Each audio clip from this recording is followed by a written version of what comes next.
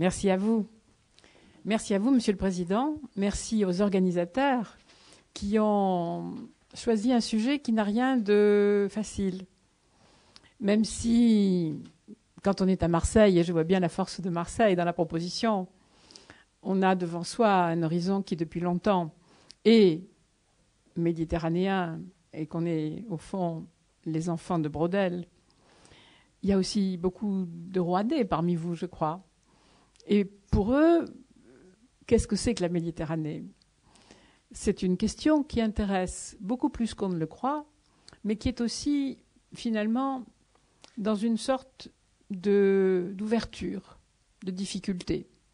Parce qu'elle est liée à des conflits toujours vivants, qu'elle apparaît souvent comme difficile, et qu'une des raisons qui fait que je suis très anxieuse, moi, de non seulement vous parler, mais également d'entendre vos questions. Je ne sais pas s'il est de tradition qu'il puisse y en avoir. Cela m'intéresserait de sentir comment vous pouvez réagir à ce que je vais vous raconter de ce qui se passe en Méditerranée, autour des projets que développe l'Union pour la Méditerranée et des autres.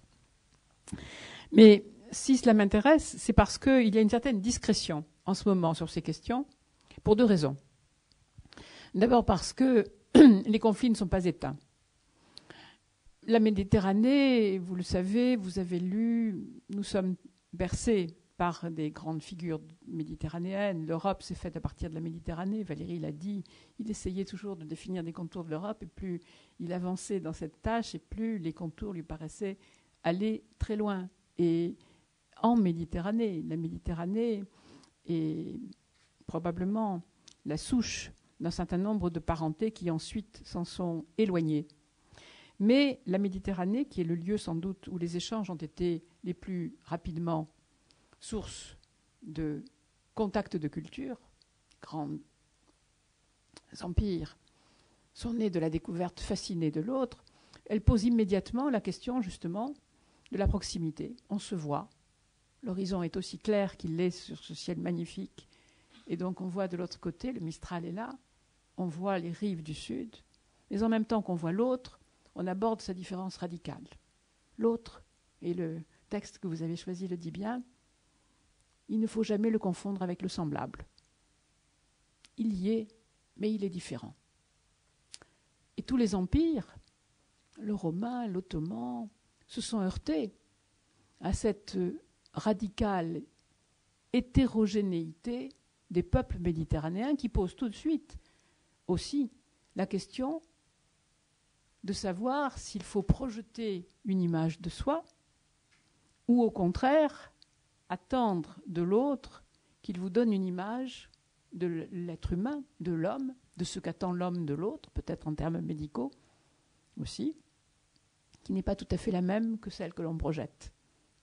Et de mon point de vue, il y a deux mythes fondateurs dans la Méditerranée. Moi, je suis plutôt du côté d'une Méditerranée fermée, parce que j'ai beaucoup travaillé ailleurs dans le monde, aussi bien dans l'océan Indien qu'en Amérique, qui sont sans doute les deux mauvaises fées de la Méditerranée, mais qui sont toujours là.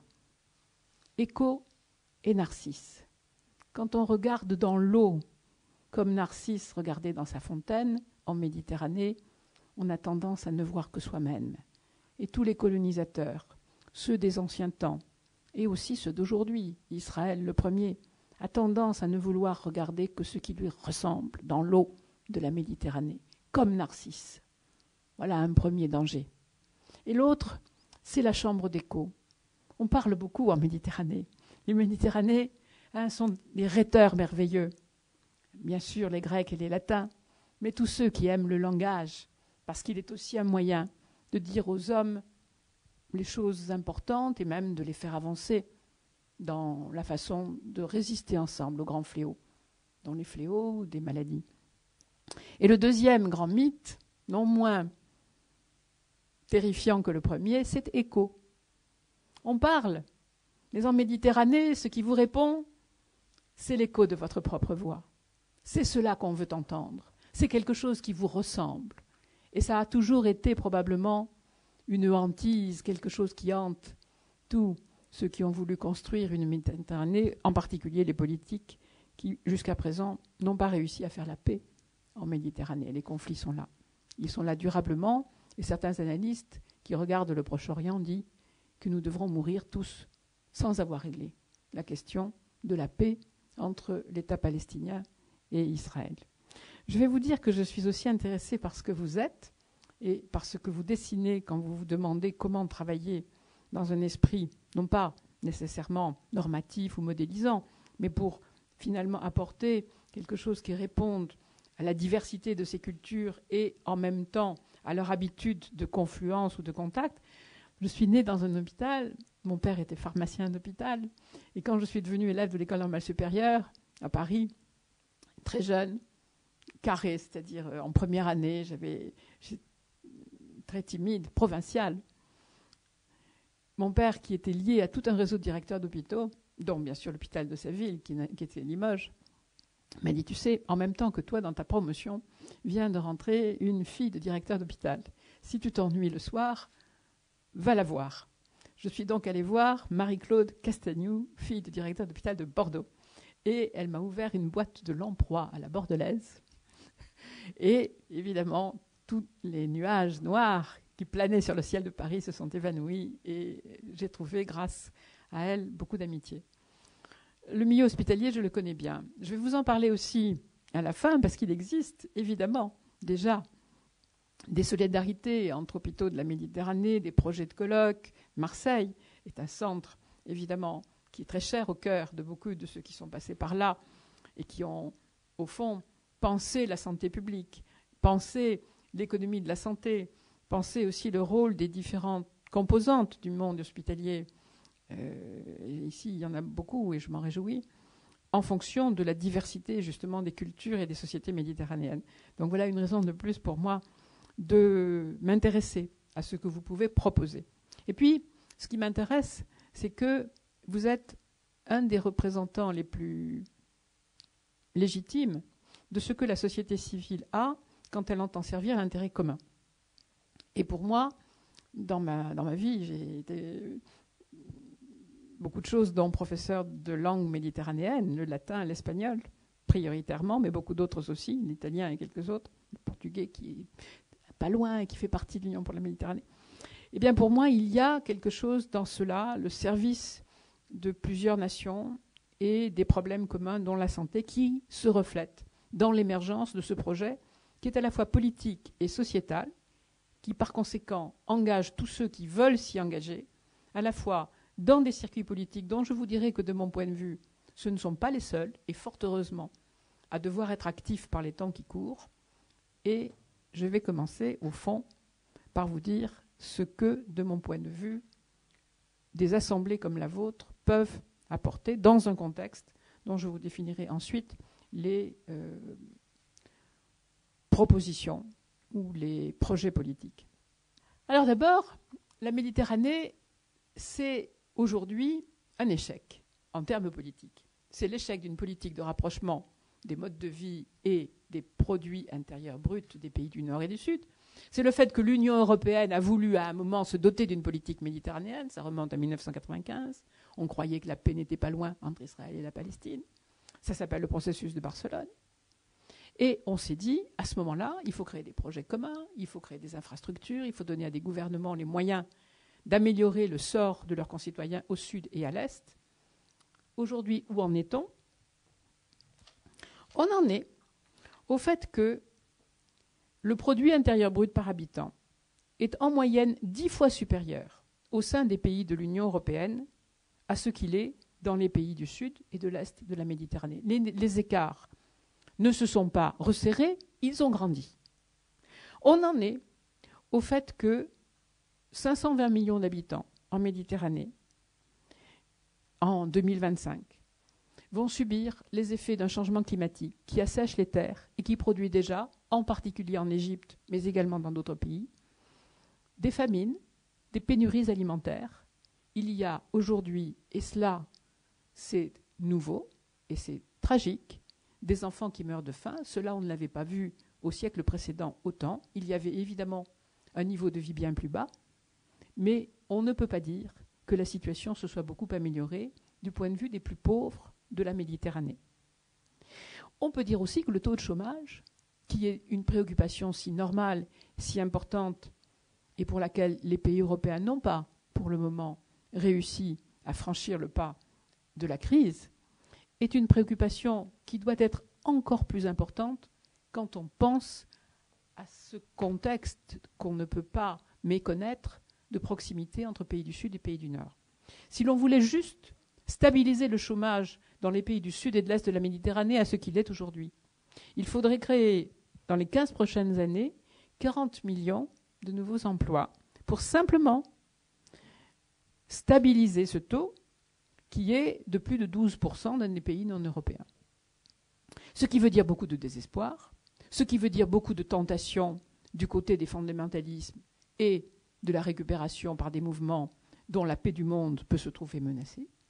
Ce qui veut dire qu'au fond, nous n'avons pas d'autre choix que de penser que ou bien nous allons nous développer ensemble et dans une vision partagée, malgré nos différences. C'est-à-dire, en effet, trouver des points d'intérêt communs, des manières de travailler les uns avec les autres dans ce qu'on appelle en mathématiques une opération à somme non nulle, c'est-à-dire où personne ne perd. Quand les gens du Sud vont gagner, ceux du Nord vont aussi gagner. Ou bien, si les écarts s'accroissent encore, alors eh bien, nous n'aurons rien réussi, même pas pour nous-mêmes. Et par conséquent, l'impératif politique est là. Mais les conflits sont aussi là. Et les diplomates, le diplomate de notre mission, vous deviez le voir, il n'a pas pu venir, ils sont bien ennuyés.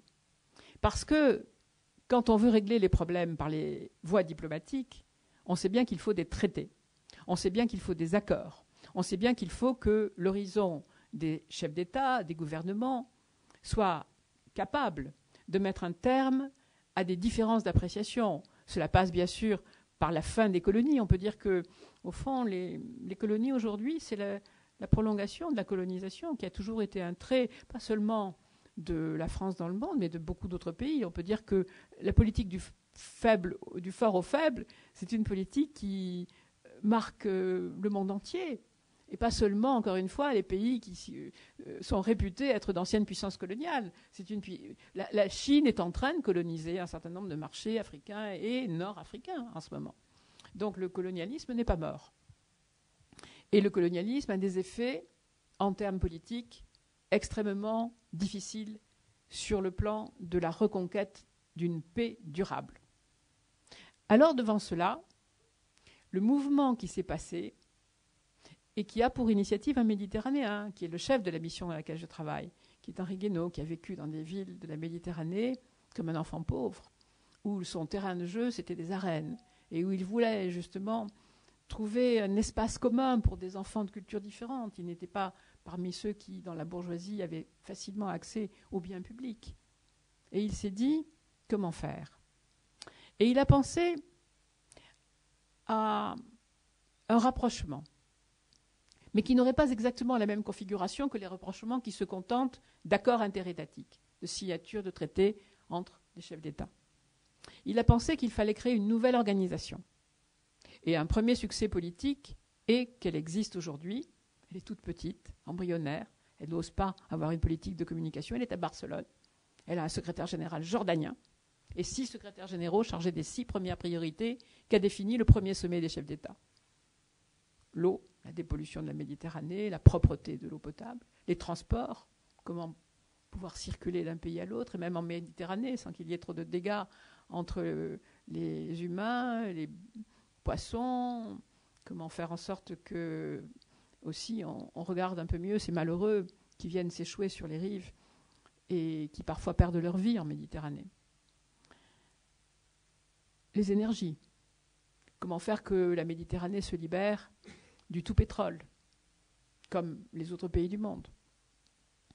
La création d'emplois par les métiers nouveaux de la recherche, c'est très vrai dans le secteur médical ou biomédical, mais c'est vrai dans beaucoup d'autres secteurs. Il faut créer des emplois pour ces jeunes qui sont de grands talents, mais qui n'ont pas forcément les moyens, demain, de mettre en rapport les diplômes qu'ils peuvent obtenir avec les emplois dans leur pays. Les questions sociales, dont je vous reparlerai parce qu'elles me semblent fondamentales et qu'elles ont quelque chose à voir avec la gouvernance, souvent. y compris en matière de formation. Alors là-dessus, on s'est dit, il ne faut plus l'initiative seulement des politiques. Il faut deux pieds à la Méditerranée. Un pied qui sera le pied des sociétés civiles. Et donc les chefs d'État ont décidé, le 13 juillet 2008, lors de leur premier sommet, le second, j'espère, va avoir lieu le 21 novembre, que les projets qui seraient élaborés et que filtrerait la mission dont je fais partie devraient être des projets dont l'utilité concerne les peuples, sur tous les sujets, et indépendamment, encore une fois, des politiques des gouvernements. On ne demande pas à ces projets de réussir à transformer en démocratie des pays, on le sait bien, n'en sont pas. On demande qu'il y ait de l'eau potable partout, on demande que, en matière de santé, les conditions de vie s'améliorent, parce qu'il est clair, quand on voit le panorama de certaines banlieues, je viens d'Alger, que les conditions ne sont pas réunies pour que la population trouve un développement hygiénique et des conditions de vie convenables. Donc ce sont ces projets-là. Et le pied société civile est fait pour les élaborer. C'est la première condition. Premier pied, la société civile. Le pied politique est évidemment important. On n'arrête pas pour autant de souhaiter que les gouvernements concluent la paix, concluent les paix nécessaires à la circulation, à l'entente, au dialogue, sans arrière-pensée.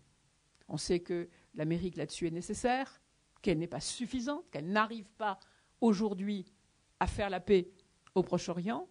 On pense que l'Europe peut aider, et c'est pour ça qu'Obama sera invité au deuxième sommet, d'ailleurs, pour essayer d'avancer aussi sur ce pied.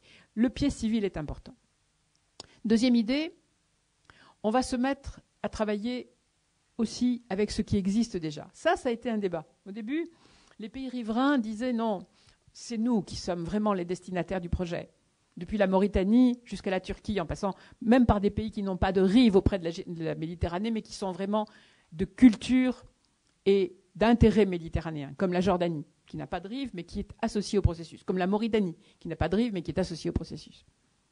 Et puis, l'Europe, Mme Merkel en particulier, a dit, mais l'Europe a déjà des intérêts, des projets, elle aussi. Pourquoi l'exclure? Et Mme Merkel avait raison. Aujourd'hui, elle est le meilleur pilier. Quand on voit que les projets sont un peu sans financement, qu'ils avancent lentement, les pays du nord de l'Europe et l'Allemagne et l'Europe elle-même nous disent non, nous, on va vous aider à les relancer. Donc l'alliance avec l'Europe, qui est apparue comme un peu contraire à l'esprit premier des projets, qui consistait à se contenter des pays riverains, s'est transformée en une alliance durable avec l'Europe, qui aide aujourd'hui à la pérennité des projets. Sauf que l'Europe, et c'est là un point très important, dans le processus de Barcelone, c'est elle qui décidait. Quand un projet voulait être labellisé par le processus de Barcelone, il fallait qu'il soit décidé par la Commission. Et les pays du Sud ont dit non. Et donc, le deuxième principe des projets, dont des projets comme ceux que vous pouvez, vous, élaborer, c'est que ces projets ne sont pas fabriqués par un pays qui l'emporterait sur un autre ou qui donnerait un modèle à un autre. Le principe de l'Union pour la Méditerranée, le principe des projets qui sont soutenus dans ce cadre et même au-delà, c'est un projet de copropriété. Chaque pays peut présenter des projets à condition qu'ils soient associés à d'autres pour le faire. Nous recevons des projets qui viennent de Tunisie, du Liban, de Malte, même les petits pays ont des grands projets.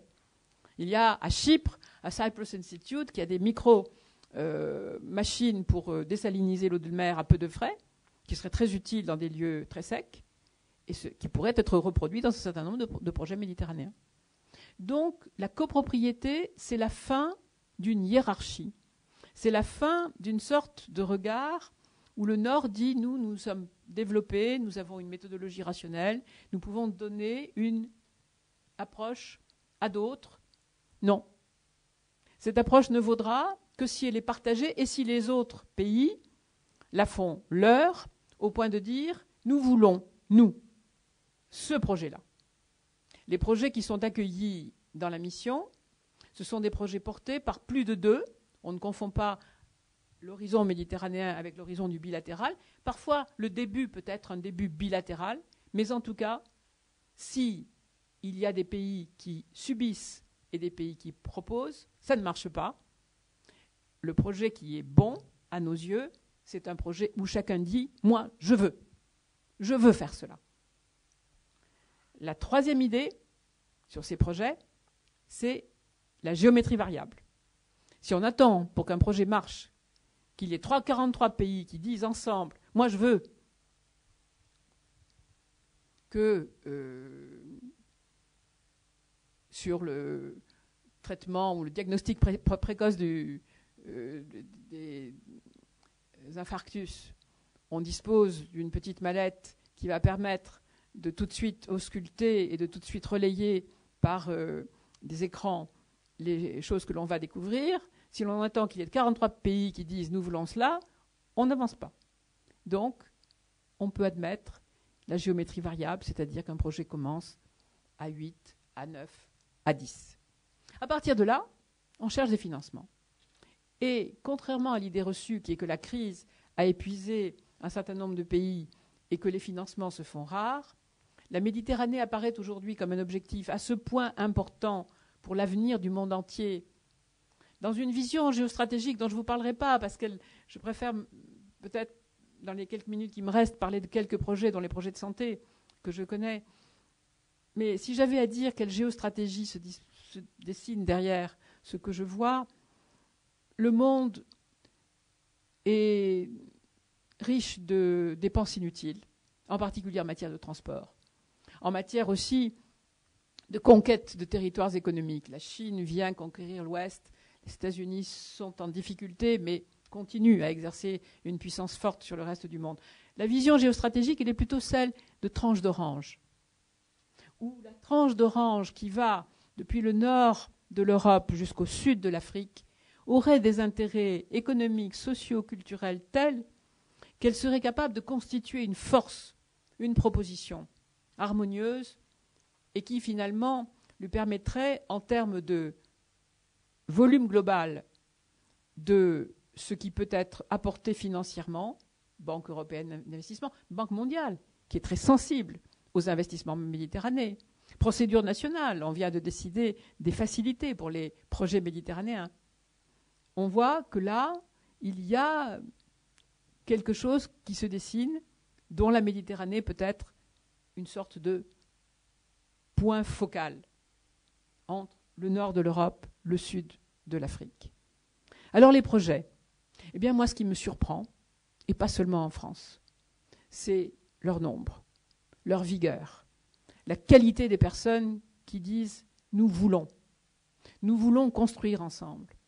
Nous voulons construire ensemble des diplômes qui feront que demain, quelqu'un qui aura un diplôme d'ingénieur du Liban, il pourra aller travailler à un moment dans une entreprise en Espagne, au Maroc. Et ce n'est pas seulement entre le sud et le nord. On a trop l'habitude de penser que les propositions sont seulement liées à ce fantasme, à cette idée que l'on trouve au nord les richesses que n'a pas le territoire du sud. Non. Il y a des propositions qui associent l'Est et l'Ouest, qui communiquent si mal et qui ont tant à s'apprendre, à la fois historiquement et dans le monde contemporain. Les réserves financières du Liban, on ne le sait pas, la diaspora libanaise est puissante. Elles sont supérieures à celles d'un certain nombre de pays développés et le Liban veut accueillir et épauler un certain nombre de projets qui viendraient construire au Liban des structures durables. Le plus important des projets de recherche en Méditerranée, qui serait un centre méditerranéen de la recherche scientifique qui donnerait de l'argent pour des projets d'analyse des fractures de la croûte terrestre, parce qu'il peut y avoir des tremblements de terre en Méditerranée, et qui pourrait aussi nous alerter sur les risques de tsunami, sur les vents, on sait ce que c'est, sur les risques climatiques. Ça n'est pas non plus une fiction. Eh bien, c'est un projet que le Liban est prêt à financer largement et qui pourrait s'implanter à Malte avec un certain nombre d'antennes tout autour. Pour la santé, il y a 3 grands sujets et quelques propositions annexes. D'abord, les épidémies. Les pays de la Méditerranée ne sont pas protégés, pas suffisamment, d'un certain nombre de maladies qui se transmettent. Et là, les guerres n'empêchent pas. Les guerres, elles raidissent les frontières. On est obligé parfois, et c'est un des gros problèmes de la Méditerranée politique, de construire des murs. Et les murs, c'est toujours une défaite. Mais les maladies, elles se moquent des murs. Et l'eau de la Méditerranée se moque également des frontières. Et donc, la prévention des pandémies, c'est un projet qui porte un nom anglais qui s'appelle EPISAUS, mais qui se traduit aussi par un certain nombre de dispositifs dans les pays, qui associent maintenant un certain nombre de responsables de ces pays, qui avancent bien. La Commission européenne est capable de le financer largement.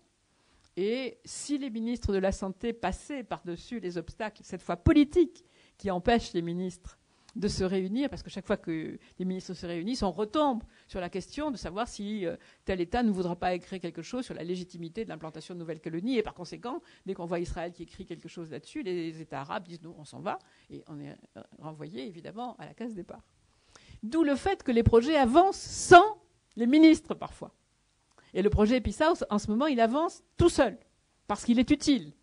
Et des projets de directeurs d'institutions, en l'occurrence, dans mon secteur, par exemple, des écoles d'ingénieurs, des universités, des centres de recherche, ils avancent, alors que la réunion des ministres, que j'ai fonction de préparer, que j'ai mission de préparer, les réunions des 43 ministres qu'on a préparées, elle a été reportée parce que les Israéliens ont encore dérapé verbalement et que les Arabes ont dit si ça continue comme ça, nous, on ne vient pas. Non, voilà.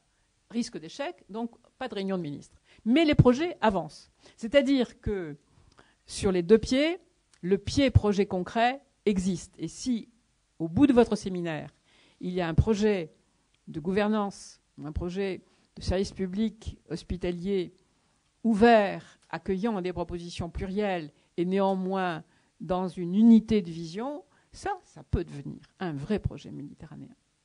J'ai cité EPISAUS. Le deuxième projet, c'est les registres du cancer. Comme vous le savez, les préventions ou les traitements ne sont pas dans tous les pays aussi sophistiqués et intéressants, ou du moins maîtrisés, qu'ils peuvent l'être dans les pays européens.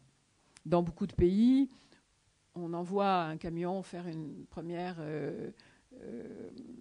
analyse avec des femmes volontaires, une population volontaire dans des secteurs ruraux reculés, mais on n'a pas après la capacité ni de transcrire les données qu'on a collectées, ni d'avoir un véritable suivi. Et ensuite, pour que les cas qui posent problème soient traités, eh bien, on n'arrive pas non plus à faire venir les personnes concernées dans des lieux où on peut les suivre. Donc, première question, comment opérer un suivi et avoir des registres qui permettent ce suivi. Là aussi, l'idée est que progressivement, un certain nombre d'institutions publiques et même privées partenaires puissent s'orienter vers ce qui serait à la fin un plan cancer méditerranéen. On n'en est pas là. On est en tout cas en train de mettre progressivement en place les petits morceaux, les petites pièces du puzzle. Et puis, troisième sujet, les maladies, je vous en ai parlé, cardiovasculaires, pour lesquelles il y a évidemment des alertes précoces qui peuvent exister dans des pays qui n'existent pas dans d'autres et pour lesquels il faudrait généraliser, apprendre aussi à détecter en termes de formation. Les questions de formation sont essentielles. En termes de formation, il y a ce qu'on appelle un agenda de la formation professionnelle qui passe en gros d'abord par des modules transférables pour lesquels l'Europe nous donne une sorte de feu vert pour qu'on essaye de faire que ce qui est préparé dans un lieu puisse être après repris dans un autre lieu, mais ce n'est qu'un exemple parmi d'autres. Je pourrais vous citer une bonne centaine de projets intéressants et importants. La règle qui nous a été demandée de respecter par tous les pays, et pas seulement par la France, c'est de ne rien éliminer de ce qui peut être utile à plusieurs. Encore une fois, les difficultés ne sont pas derrière, elles sont devant. Il n'y aura pas de conclusion à mon propos, parce que je crois que la conclusion, c'est chaque projet qu'il apporte quand il arrive à devenir réel et à permettre que, autour de lui, un nombre important de partenaires sentent que la situation a bougé. J'espère beaucoup, en termes de visibilité, qu'un progrès important va être réalisé sur les échanges de jeunes, universitaires et professionnels, à partir d'un office méditerranéen de la jeunesse. D'abord parce que les visas sont trop compliqués et que c'est aujourd'hui un des points très noirs dans la pensée de beaucoup de nos partenaires du sud et de l'est de la Méditerranée. Moi, je suis de ceux qui pensent qu'il faut changer cela, et en ce moment même se discute le statut de cet office qui devrait, une fois qu'on a l'accord d'une autre institution pour un accueil, sous le contrôle d'une institution nationale, parce qu'il n'est pas question de laisser bride sur le cou sans contrôle, évidemment, à ce moment-là, le visa puisse se passer de ces files d'attente que je trouve insupportables et humiliantes, que je trouve, moi, aux portes des consulats généraux dans les pays du sud et de l'est de la Méditerranée. Ça, c'est un projet dont je pense qu'il est viable et qu'il verra le jour avant un an. Je ne vous dirai pas que le sommet des chefs d'État va avoir lieu. Je ne vous dirai pas que le sommet des chefs d'État sera un succès. Mais je vous dis clairement que les sociétés méditerranéennes veulent vivre ensemble. Que leur inconscient collectif connaît ces grands fléaux méditerranéens que sont la reproduction du même, de l'identique, la volonté ou les égos ou les volontés de puissance qui s'exercent, et qu'elles veulent confusément mais fermement s'en sortir. Je suis moi assez fière, même si je ne vois pas les résultats de tous les projets que je reçois, de penser que dans 10, 20, 30 ans, quelques-uns d'entre eux auront réussi à marquer un petit pas en avant. Si vous pouvez, vous, contribuer à le faire aussi, je crois que vous n'aurez pas perdu ni cette soirée, ni votre temps.